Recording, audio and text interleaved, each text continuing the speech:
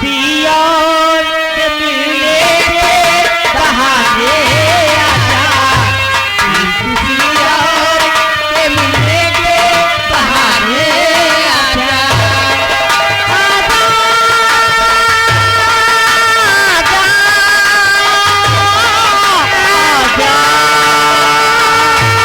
आजा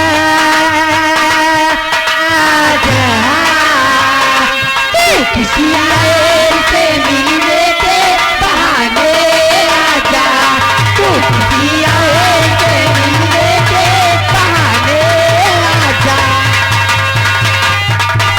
हेलो विदेश में जब से रहती हूँ पागल के भेष में, पागल के भेष में, पागल के भेष में।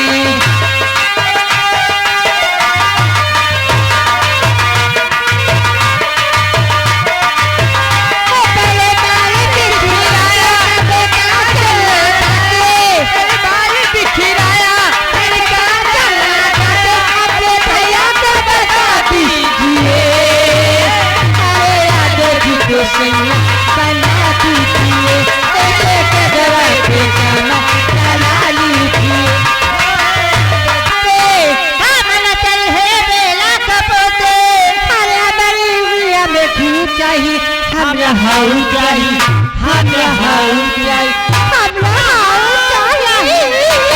हेलो अभी चाहिए हमें चाहिए ना तू हम रहाऊ चाहिए, हमें चाहिए ना तू हम रहाऊ।